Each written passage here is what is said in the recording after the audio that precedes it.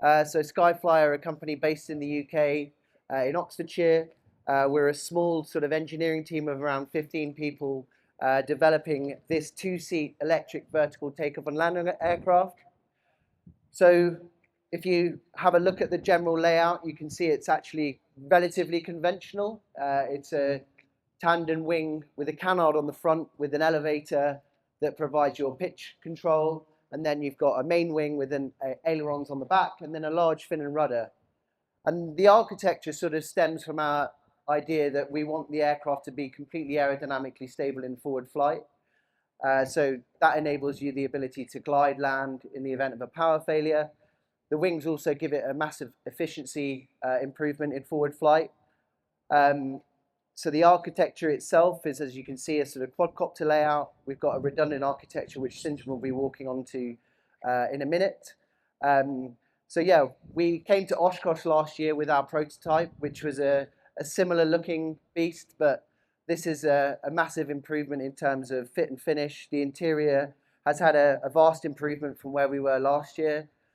So that prototype's still in the US at the moment, doing test flying.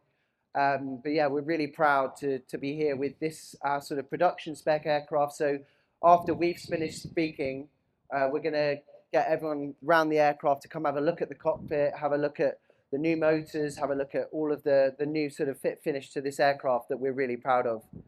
So yeah, I think that's about it from me. I'm going to hand it over to Stjohn, who's our COO, to talk a bit more about the technical improvements we've made.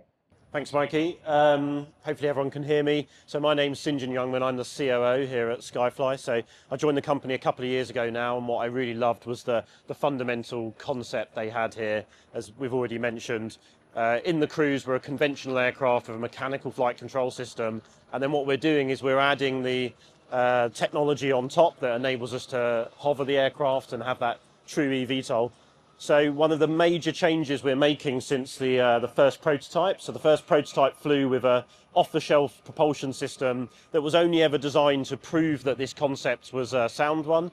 We successfully did that, and now we're developing the production specification propulsion system, which utilizes an 800 volt class set of battery systems. So we have one in the front, one in the rear. They're identical but not linked.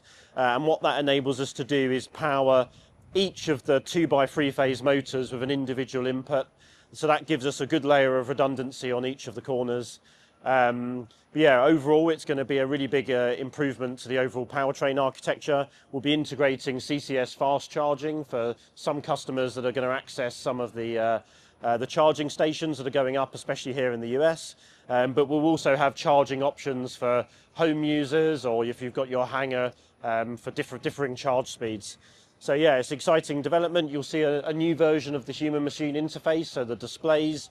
So we're working with a mixture of partners on that. So you'll see some off-the-shelf backup instruments as well as a custom version of the display that we're developing.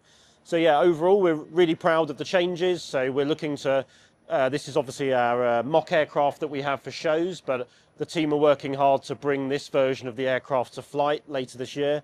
But yeah, overall, we're happy. We're really pleased you guys have managed to make it over today.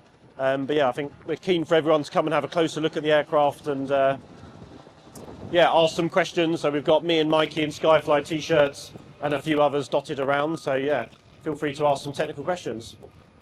Thank you very much.